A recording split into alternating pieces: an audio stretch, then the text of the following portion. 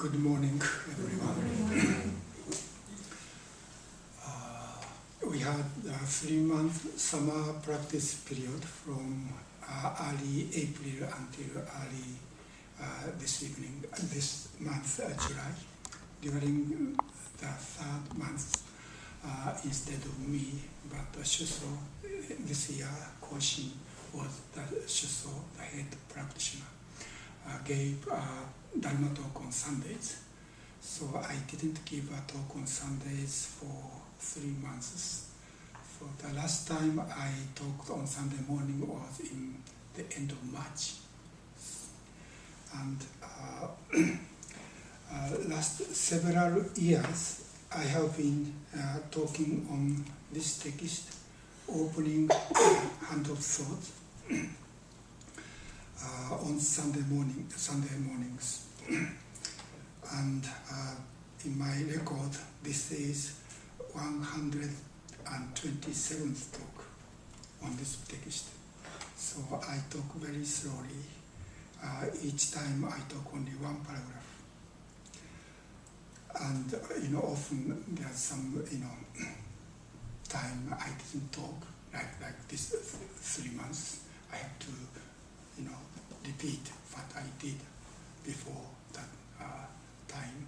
So it's very slow, but I think it's okay. There's no time limit to finish Dharma talk on this text.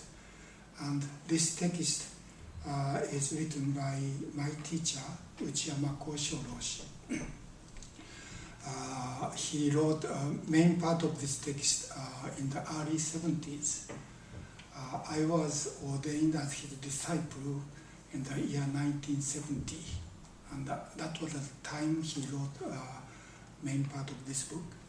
So I studied what he wrote when I was a young student. So my practice after that means almost 50 years have been based on this teaching. And I think this is one of the best books about our means Soto Zen practice. Very understandable and also practical and also deep.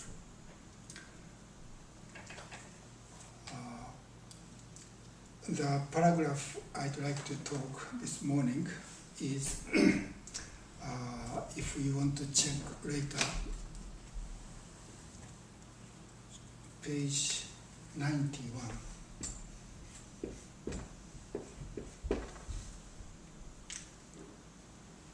Let me read this paragraph. It's quite a short paragraph. It says, in other words, no matter how far science progresses, it is not going to be the answer to our lack of peace of mind. No matter how much technological advancement is made, progress can never bring about spiritual peace because it lacks that basis, the basis for that peace. And the advances of a highest standard of living can never bring fulfillment to a life devoid of peace. So now he's in this section, in this book, this is the part 6, and the title of this section is The World of Self. The world of self unfold. Self is a very important concept in his teaching, not only him, but Dogen Zenji's teaching. Dogen is the founder of Soto Zen tradition in Japan.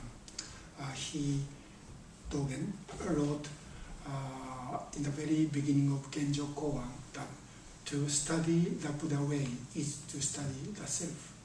So our practice, studying Dharma and practicing Zen is actually studying ourselves.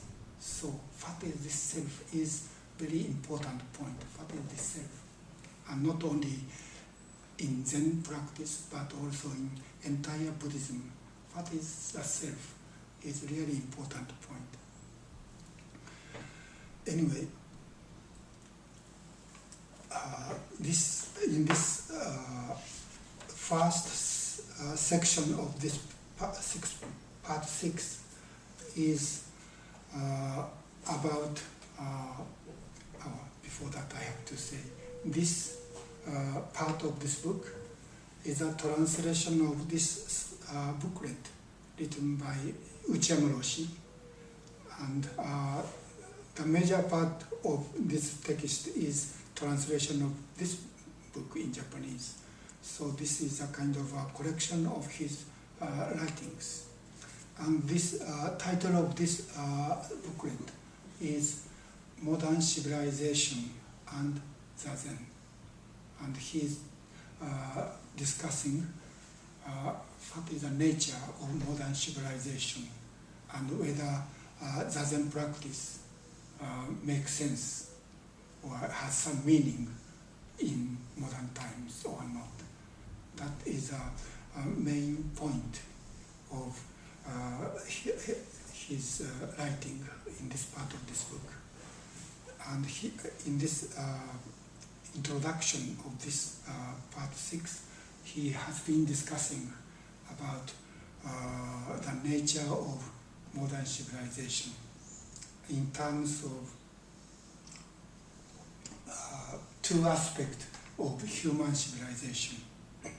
And he said, at least there are two important aspects that human beings have been doing or making efforts from the very beginning of the human civilization. And those two are, first one is making progress.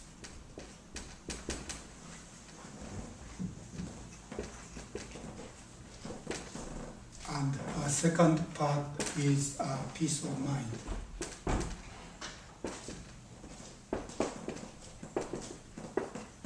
How can we find peace of mind? And first part is how can we make our life more convenient by inventing tools and machines and skills, and also studying the nature. We try to develop our lives. That is the first part of our efforts. And the second part is pursuing peace of mind. That means, especially in the ancient times, our technology is not developed, and so to live in the nature is really difficult to survive. Our tools and techniques are not developed yet. In that situation, at the limit of that technology, we human beings need to find peace of mind by worshipping God, or worshipping the greater power of the nature. And those nature, the symbol of the power of the nature was considered as a god or gods. Capital D, God. For example, in Japan, we had a Japanese folk religion called Shinto.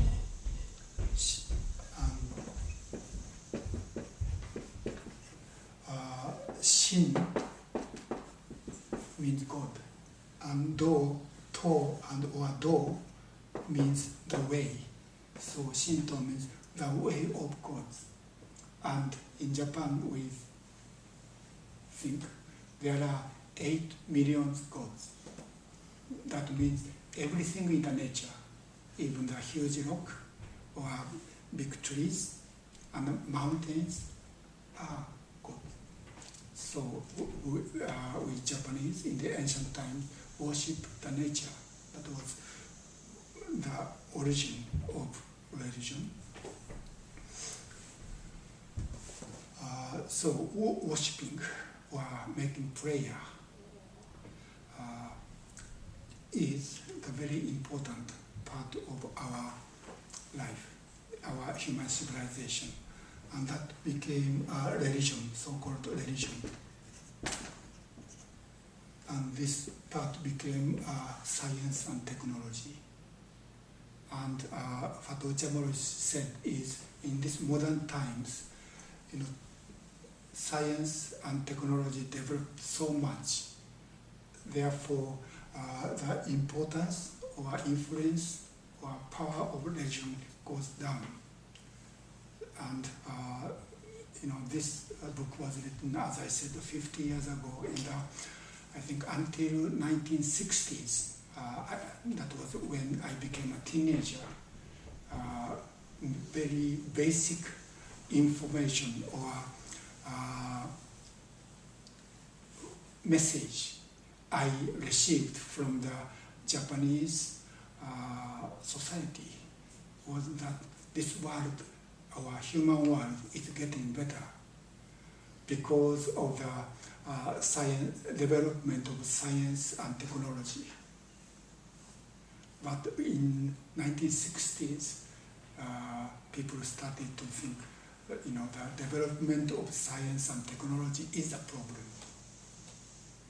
And we started to rethink the nature or direction of our civilization. And until 1960s, our people thought we don't need religion anymore. Only the science and technology can make us, could make us completely happy and satisfactory. But we started to find, that development of technology and economy, growing economy, causes the problem. We destroyed, big part of the nature, and we polluted the air and water. So that when Uchiyama wrote that kind of these writings, people started to think in that way. And that was when I was a teenager, and I didn't like the situation in the Japanese society at that time. After World War II, Japanese people worked so hard to restore the prosperity after the war. And because of hard working, Japanese started to become a rich country, economically rich. But we started to find, many, part of nature was destroyed. In the town I was raised, that is between Osaka and Kyoto. Kyoto was the old capital of Japan, and Osaka is the second biggest city. In that small town, we had, when I was a child, we still had rice paddies and many woods around the Shinto shrine. But when and in those rivers, we could swim. But when I became, I think, about 10 years old, swimming in the river was prohibited because of the pollution. It was dangerous. That was the time, I became a teenager, and, Uchiyama wrote this kind of writing. And also, I think in the 60s and 70s, many young people in this country, in the United States, became so-called hippies. And many of them went to Asia to find some kind of alternative way of life from the Western civilization, that is mainly materialism. And they studied Buddhism or Zen or Indian religions, and they returned to this country, and from that time, Asian or Eastern religion become popular in this country also.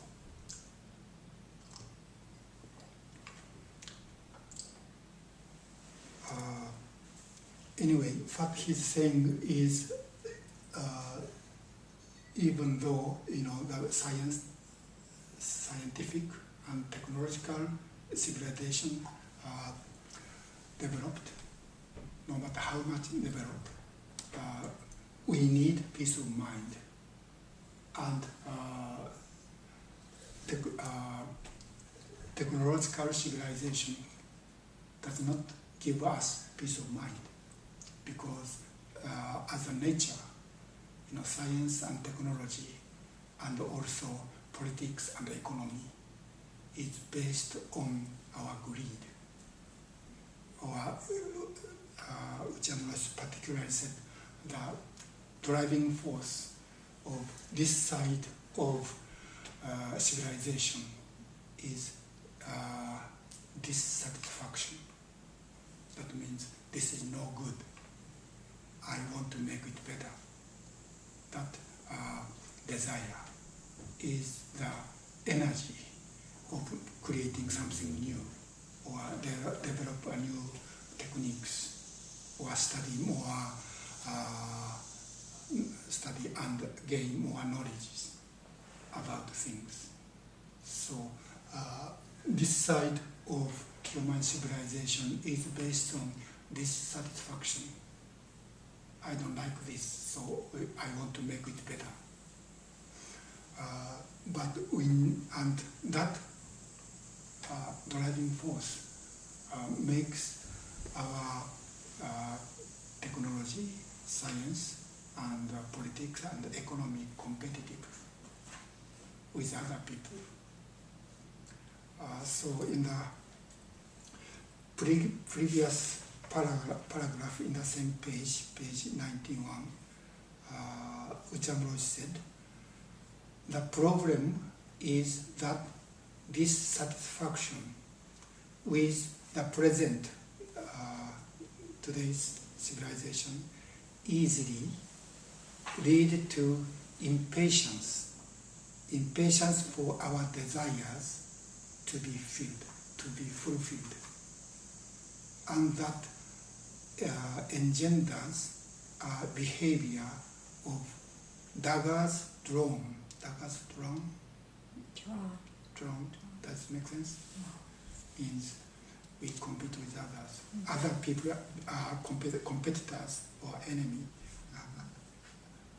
Could you explain this expression? Going with force. Daggers drawn, a knife or a sword.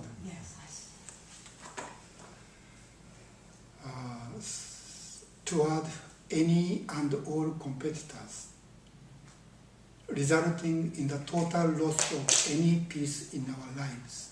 So I think in this, Uchamura was born in 1912 and died in 1998. So he lived in the 20th century. So he didn't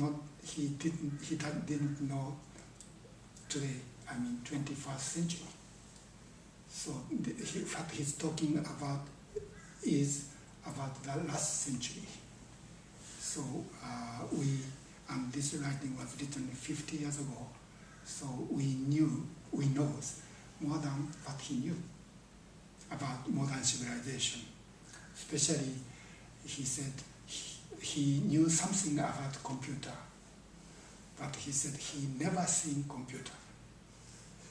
And today, major part of our lives is controlled by computer. So the civilization in 21st century and his century might be quite different. So we don't need to believe or accept as it is. But we need to think, this can be a kind of a foundation of thinking. Then what is the difference from 20th century? That means today's life in the 21st century might be different. So his perspective might be out of date. But I think what he wrote here, his observation of situation in the second half of 20th century can be helpful for us to understand our problems we are facing today. Anyway, what he's pointing out is the nature of scientific and technological civilization is greed, desire, dissatisfaction. And Uchamuro, it's not in this book, quote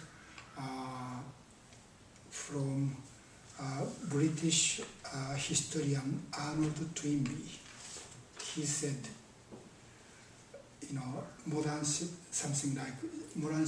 civilization gave infinite energy and explosive power to the Adam's original sin, in the Christian context. That means the basis or foundation of modern civilization is against the God, or peace or connection with God in Christian context. But I don't know much about Christianity, so if I interpret in Buddhist context, I think we can say, this civilization we are living is based on three poisonous mind.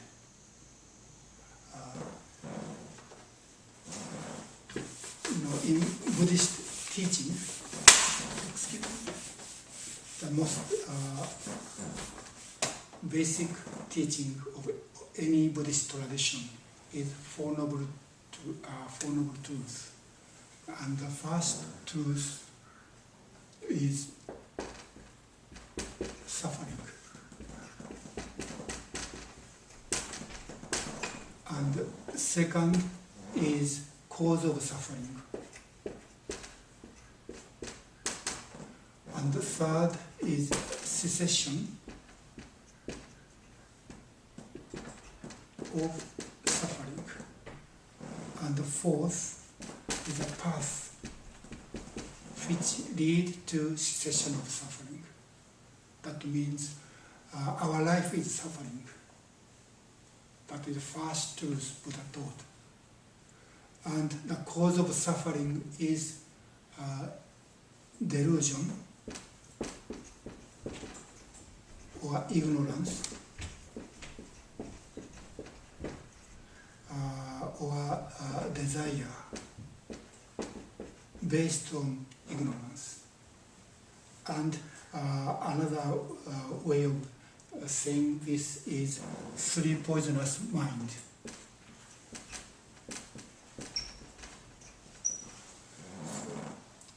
Within our mind there are three kinds of poisons, and those three are greed. And the second is anger or hatred. And the third is this ignorance. Because of ignorance, lack of wisdom, we want to get what we want. That is greed. And when we meet with something which gives us unpleasant sensation, we don't like them, and we become angry. We become angry against something we don't want. or we don't like, or we hate it. Those things we don't like or we don't think meaningful or beneficial, they come without my agreement. That is the problem, and we become angry and we hate them.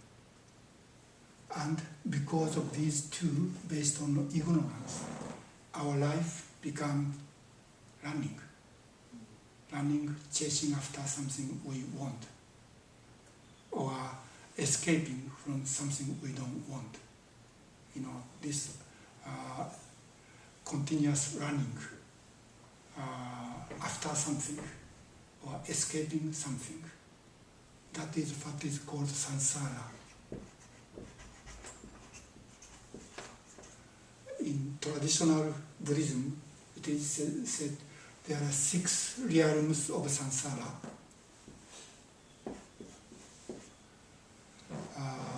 One is heaven. Heaven is highest and best. And second is a human realm. And third is Ashura, or fighting spirit. And fourth is the realm of animal. And the fifth is realm of hungry ghost. And the sixth, the most difficult realm is called hell. And it said, life after life, we transmigrate within those 6 realms. That is a traditional teaching of Buddhism called transmigration or reverse. Depending upon what we do within this lifetime, we'll be born in one of those 6 realms. That is a very basic teaching of causality in Buddhism. If you believe this, that's fine. Unfortunately, I don't believe this. I'm not a good Buddhist. Anyway, maybe I don't have time to talk about it. Even if I don't believe reincarnation or reverse, I can see, this transmigration within samsara is happening within this lifetime, almost moment by moment. Sometimes we are successful in the running to get something we want. Sometimes we can be successful and we can feel my desire is perfectly fulfilled. There's nothing lacking. It doesn't happen so often, but it might be possible. But more often, we are like hungry ghosts. We have desire and try to gain things, but as soon as we get something we want, we have new desire, and we want to get more, and there's no end. If we are in such a condition, we are in the realm of hungry ghost. We need more, we want more, and we work harder, and yet there's no satisfaction. Our desire becomes larger, and we want to get more. So, this transmigration makes sense, even if we don't believe in reverse. That means we are transmigrating with different situation or condition, even moment by moment. And no condition lasts forever. So our life becomes up and down. Sometimes we feel we are happy and this life is good, and next moment we can feel sad or painful, and we feel life is not so good. And we are always changing. Our situation is always changing.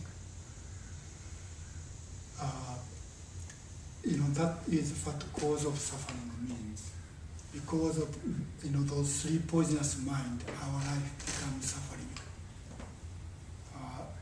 When we study only this first half of Buddhist teaching, some people think Buddhism is a negative religion or nihilistic, but that is only half of Buddha's teaching.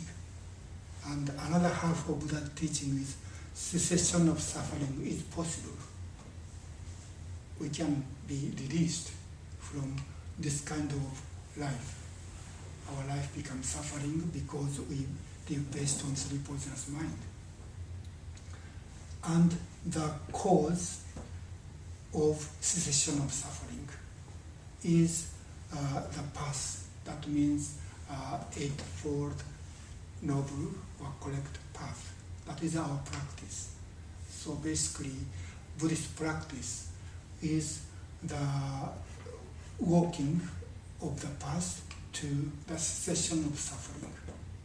So most important point in Buddhist teaching is how can we transform our life from this first cause and result to the second cause and result.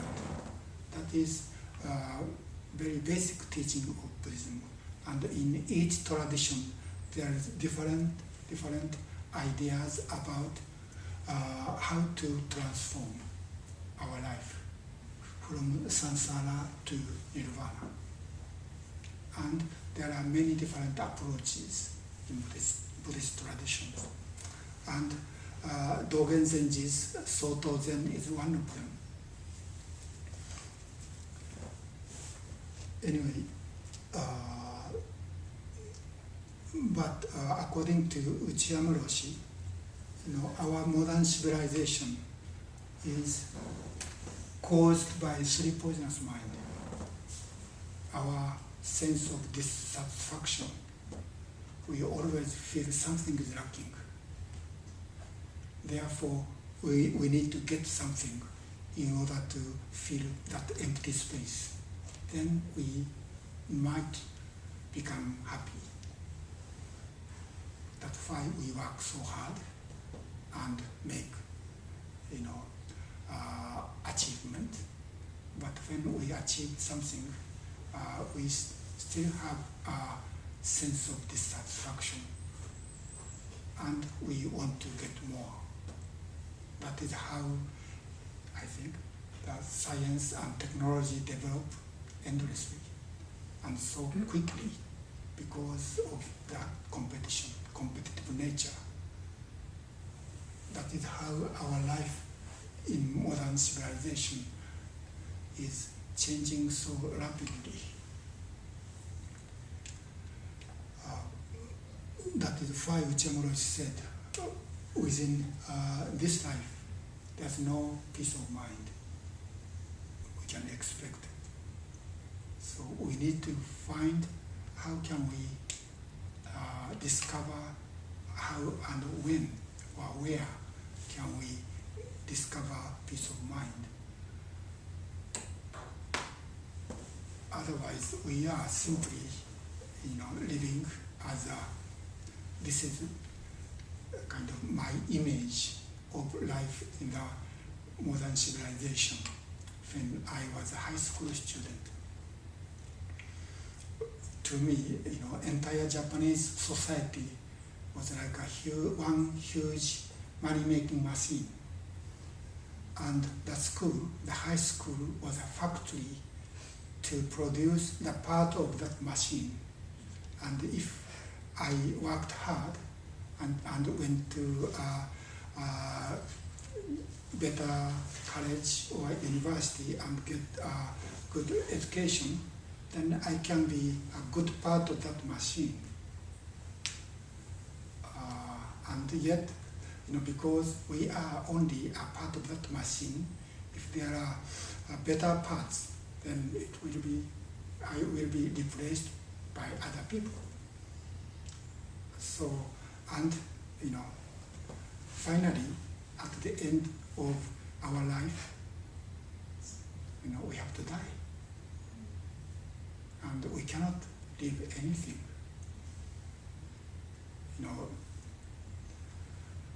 I couldn't, when I was a high school student, I couldn't find any meaning to live in that way of life. To keep that good position in the money-making machine, I have to always compete with others. And I think when we face our own death at the end of our life, I think it's natural that why I had to work so hard. For what is this life? Only working hard and chasing after something better. And finally, I have to leave everything I achieved and disappear from this, money-making machine. What is this? What the meaning of this life was the question I had when I was a high school student. So I wanted to drop out from that money-making machine. And those American so-called hippies, I think, had the same desires, I think. And that is a kind of a beginning of American Buddhism or Zen Buddhism.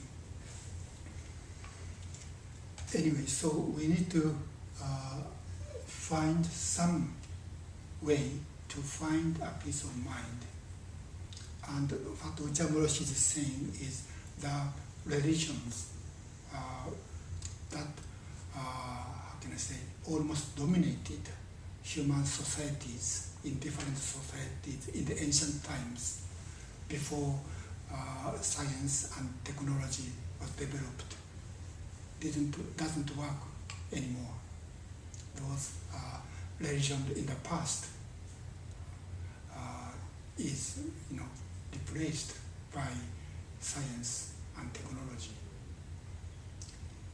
But science and technology cannot offer peace of mind. Then how can we find, how and where can we find the peace of mind? I think that is very important part of our life. Not only just working and making money, but we need meaning of this hard working. So Ochamura doesn't completely negate modern civilization, but what he's saying is we need something else that can give us some peace of mind. And if there is such a path, or spiritual path, which can be competitive with science and technology. That was very basic message. Message or question he raised in this essay. And he started to talk about the nature of Buddhism, which has no God. I mean, in the beginning of this essay, he said about whether small d God or capital G God, somehow those God we cannot see directly. We cannot really meet. So we have to believe. Some people, some religious people say about God or gods. And so those people who can communicate with God or gods and interpret, God or God's will and translate into human language, those kind of religious people had authority, religious authority. So there is a kind of a hierarchy, and religion became an institution, and it had authority and power. And Ochamura didn't like that kind of religion, and he said that kind of religion doesn't work anymore. So what is the religion or the path of discovering peace of mind in this modern civilization was a very basic point which I was trying to question and try to offer his own answer. And of course his answer was Buddhism, especially Dogen's tradition. That is what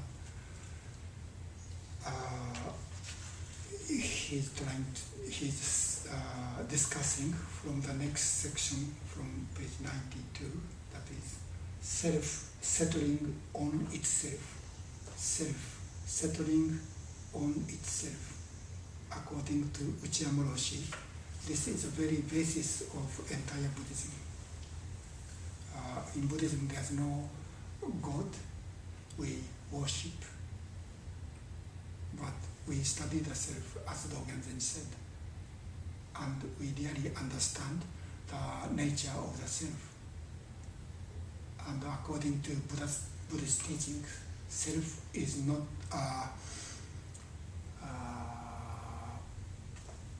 independent entity that can exist without relation with others, or not only human beings, but everything is existing within connection and relation with other people and beings. That is a very important point of Buddhist teaching of no self. So here is kind of not a problem, but there are two ideas, no self and self. Or in Zen tradition we call true self. Fact is a relation between Buddha's teaching of no self or anatma and the teaching about the true self. Fact are the relation between these two, kind of opposite idea. It's very important part of Buddhist teaching. Anyway, it's 11 o'clock, that's what I have to say this morning. So I continue to talk on this essay by Uchiyama Roshi. I'm going to give a talk next Sunday, but after that I need to go to New York to read a 5-day Genzo-e. And in August we don't have Sunday Dharma talk. We only have Zazen, 2 periods of Zazen from 9 to 11. So after next Sunday, I'm not going to give a talk on Sunday mornings until September. But please continue to come. Well, any question or answer, question or comments you want to say? Please. Could you please make the connection between self-settling on the self and peace of mind? Well, not Dogen Zenji. Self-settling the self is Sawaki Roshi, Uchiyama Roshi's teacher's expression. That means there's nothing but self. To explain, to understand this expression, self-settling the self. In this case, this kind of strange English is a translation of his very unique Japanese expression. That is,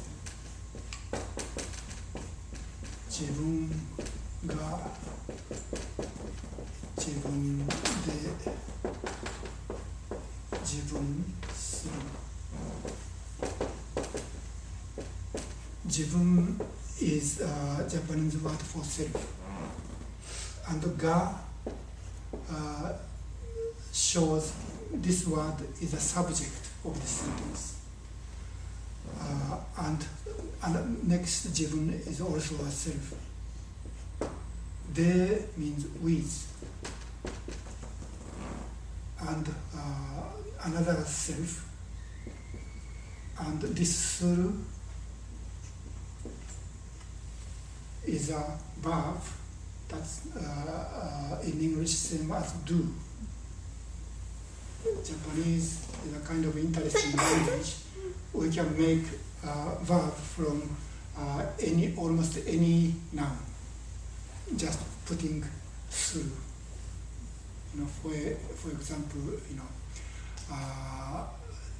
denwa is telephone in Japanese, and denwa through means make a phone call.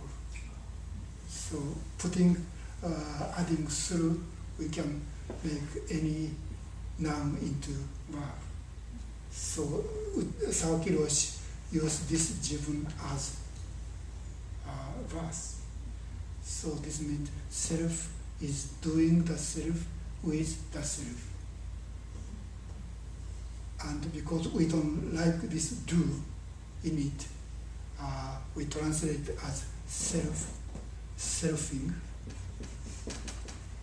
the self. So this second selfing is a verb. Self is selfing the self. This means there's no other things. This came from the idea of no self. So in this case, no self and this everything is self is the same thing. These are two expressions of one reality. That means, one of the very well-known image of Buddhist teaching of interdependent origination is Indra's net. Within this net, everything is connected. And we are existing, all beings are existing as a knot of thread within this network. So from one point of view, there's no such individual things beside this connection of the thread. Only things is the thread. How different threads connect to each other is how each and every being exists. The example I always use is a bubble. Bubble is a relation between air and water. Is there anything called bubble beside water and air? There's no such thing called bubble. Bubble is only the name of showing or pointing out this condition of air packed in the water. So there's no such individual, independent entity called a bubble. I think it's a really understandable example. And the clouds are the same. Clouds are water floating in the air. So there's no such thing called a clouds. And not only a bubble and clouds, but also this human being is the same. It's much more complicated. Billions of times more complicated than the bubble, but basically the same. So we are just a connection of all different elements within this network of interdependent origination. In that sense, we can say there's no such things called the self. But when we see that reality, then we can say, from another point of view, we can say this entirety is the self. So this no self and this entire connectedness is the self. These two opposite or contradicted expressions actually pointing at the same thing.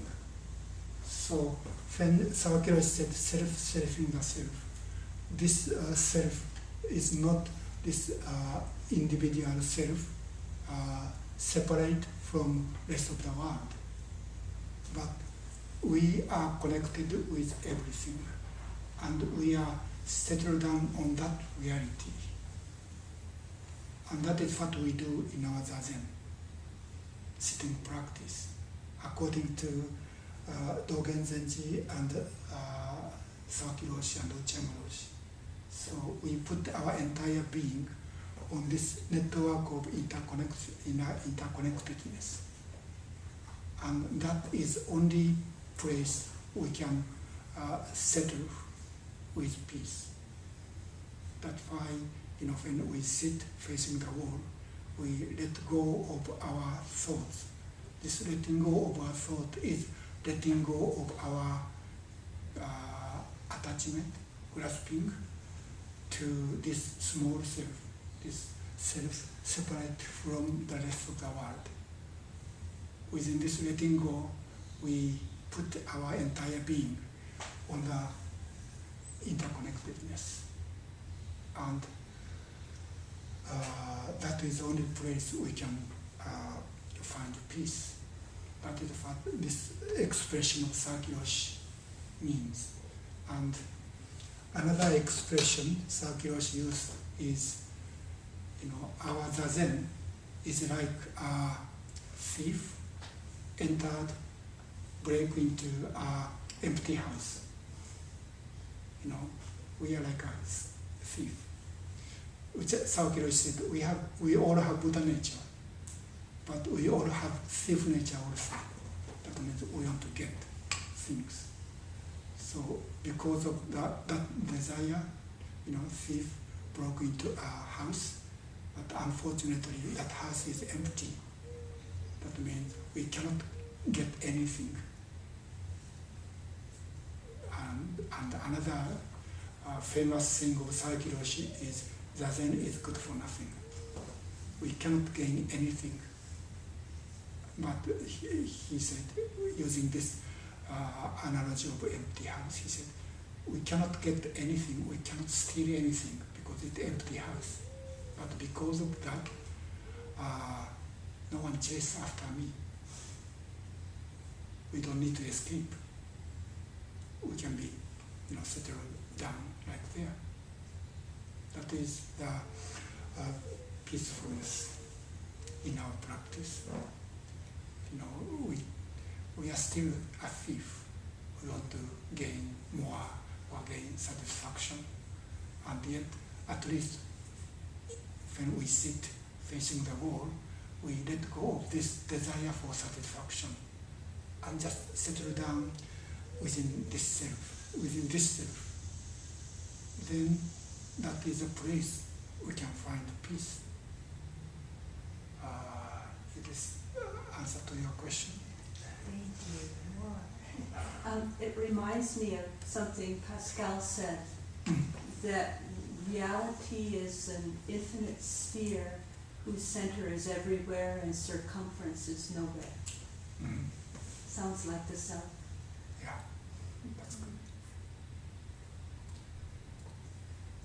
Okay, please. I think you probably already answered my question just a moment ago. But when you talk about the desire, I was really intrigued because you mentioned a type of desire when we're driven by greed and anger and become competitive, want to desire more. And there's another desire to drop out that kind of desire.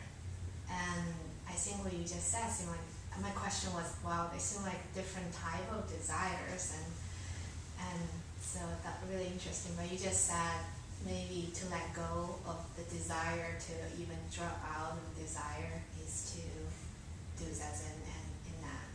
I think that is a very important point in any spiritual path.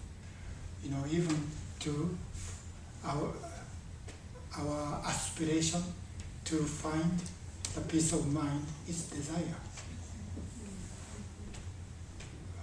That was really difficult for me to become free from that desire. And when we sit for a while, we practice Zazen for a while, this becomes really essential, crucial problem difficulty to me. My motivation to practice is desire, to find peace. As far as we are doing something driven by our desire, there's no peace. So here is a very basic contradiction. Our practice, searching the face, is a cause of the problem. As far as we are searching something, we cannot find a peace. So within our Zazen, even our motivation to sit, to practice, to study Dharma should be, letting go. And that is most difficult point of our practice. That means it is something like we try to take out the cushion on which we are sitting. But it took me a few years to become free from this, this desire to practice, desire for peace.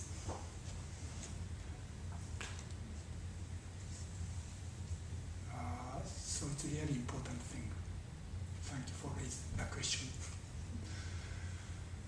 Anything else? Okay, thank you.